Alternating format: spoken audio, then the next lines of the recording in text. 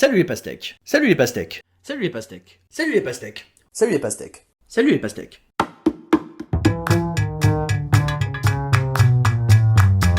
En 2022, sport et démocratie, ça va pas bien aller ensemble. Les championnats du monde de natation dans un pays qui envahit ses voisins, la coupe du monde de foot des hommes dans un pays qui tue ses ouvriers à la tâche, les Jeux Olympiques d'hiver dans un pays qui kidnappe ses joueuses de tennis. Non mais faire des JO d'hiver à un endroit où il n'y a pas de neige, c'est quoi la prochaine étape? Courir dans la neige à Dubaï? Ok, j'ai rien dit. Depuis quand est-ce qu'on vient faire du patinage comme si de rien n'était dans une dictature qui est en train de commettre un génocide? Parce que la politique chinoise vis-à-vis des Ouïghours, c'est une horreur. On ne va pas s'apesantir dessus, parce que c'est quand même censé être une émission de divertissement, mais vraiment, c'est une horreur. Et maintenant, tout le monde debout pour l'hymne national. Nous, les grandes messes patriotiques, c'est pas trop notre genre. Bon, à part de temps en temps pour le sport. Il y a aussi des trucs moins officiels, mais très traditionnels. La bouffe, la musique, le sport, l'histoire de France apprise à l'école, en gros tous les clichés que vous trouverez dans un spot de campagne présidentielle. Si on est jugé pour avoir piqué dans les caisses de l'État, on est patriote ou pas? Si on est accusé de planquer son fric en Suisse, il faut chanter combien de fois la Marseillaise pour rester patriote? Et si on fait financer sa campagne avec de l'argent libyen, il faut combien de drapeaux bleu, blanc, rouge pour compenser? Et si c'est avec de l'argent russe? Qu'est-ce que Blanquer fout encore là? Roi des menteurs, Jean-Michel Blanquer est honni par les profs pour sa gestion catastrophique du Covid, de Parcoursup, du bac, du lycée, du collège, de l'école, de la machine à café de la rue de Grenelle, bref, de tout. Le 12 mars 2020 au matin, le ministre déclare sur France Info « Nous n'avons jamais envisagé la fermeture totale ». Mediapart a révélé le 17 janvier que l'entretien donné par Jean-Michel Blanquer aux Parisiens, dans lequel il dévoile les détails du protocole sanitaire mis en place à la rentrée de janvier, a été réalisé en visioconférence depuis Ibiza. En effet, le ministre de l'Éducation nationale n'est rentré de vacances que la veille de la reprise des cours. Ce qui pousse Radio Pastèque à se poser la question « Non mais sérieux, qu'est-ce que Blanquer fout encore là, bordel ?» Oh, mais pourquoi je me suis présenté à Montargis? Mais pourquoi? Mais quel con!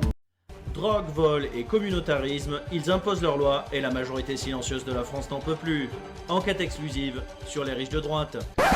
Non Valérie, on ne va pas sortir le Karcher, tu me ranges ça tout de suite, ou alors à la limite nettoie ton parti. Il y a à peu près autant de délinquants que dans un couloir de Fleury-Mérogis. Mais ce que Valérie nous a ressorti à peine remis de la beuverie du Nouvel An, c'est une bonne vieille tactique de la droite quand elle ne sait plus quoi dire. Taper sur les quartiers populaires. Autre solution, remplacer Bernard de la Villardière par une militante associative du Val d'Oise. Bon, on a écrit M6, on vous dit s'ils nous répondent. Aujourd'hui, au menu de Resto Pastèque, est-ce qu'on peut s'entendre pour dire que ce qui se passe dans les abattoirs, c'est pas joli, que la viande à la cantine n'a pas vraiment de goût, que l'élevage, en particulier l'élevage bovin, c'est vraiment très polluant. Parce que si on doit se faire engueuler à chaque fois qu'on le dit, la censure, elle est pas forcément du côté qu'on croit. Ce truc que t'adores manger, bah t'as tort. Toi t'as tort, ta mère quand elle t'en cuisinait quand t'avais 8 ans elle a tort, et toute ta famille sur 5 générations a tort. Parce que manger ensemble, c'est d'abord faire en sorte que chacune et chacun se sentent bien, prennent du plaisir. Du plaisir éventuellement. Mais toujours le plaisir. Les écolos sont les rois du plaisir. Ensuite, c'est pas parce que vous changerez le poulet rôti par une omelette roulée aux fines herbes que la tour Eiffel va s'effondrer. Ça sera juste plus écolo, tout aussi bon, et vos invités se sentiront mieux, et la cocotte à Fabien, elle vous en remerciera. À la nouvelle Union populaire écologique et sociale, c'est les jours NUPS. Les dimanches 12 et 19 juin, tu pourras voter pour des candidatures insoumises, écologistes, communistes, socialistes ou tout simplement engagées. Alors, qu'est-ce que tu attends? Ensemble, un autre monde est possible pour faire face et arriver à la France des jours heureux. Seulement, chez NUPS. Pendant ce temps, chez En Marche, chez Renaissance, non, chez Ensemble, chez les macronistes. Tiens, je crois que c'est Michel qui s'occupait de ça. Michel, on en est où avec cette histoire? Michel, qu'est-ce que tu nous proposes? Michel, qu'est-ce qu'on peut faire? Hein? Quoi, pardon? La grande cause du quinquennat?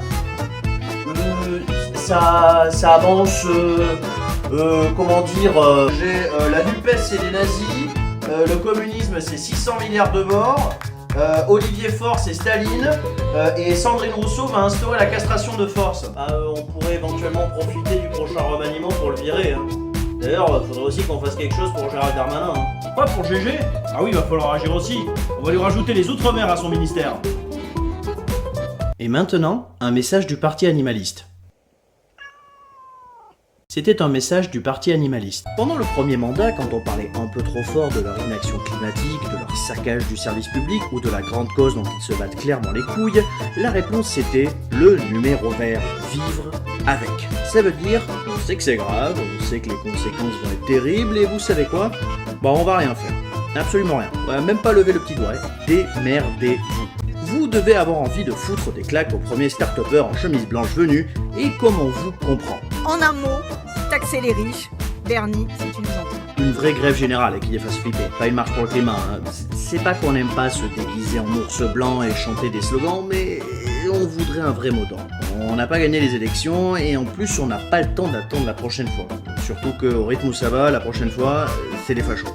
Après le refus de la majorité de la Macronie de choisir entre candidats NUPES et RN aux législatives, et l'obtention par le RN de 2 vice-présidences à l'Assemblée nationale grâce aux voix des députés de la majorité présidentielle, nous allons devoir faire un bond en arrière. Et oui, on va devoir faire un point Godwin. Revenons désormais en 2022. Nous avons en France une droite qui reprend les thèmes et les mots de l'extrême droite, des gouvernements centristes qui ont usé et abusé de la Constitution afin de mettre en place n'importe quelle mesure, un gouvernement de centre-droit qui tend la main à une coopération avec l'extrême droite, la préférence donnée aux nationalistes face aux soi-disant dangers rouge-vert, et une extrême droite qui s'est installée pour de bon dans les institutions.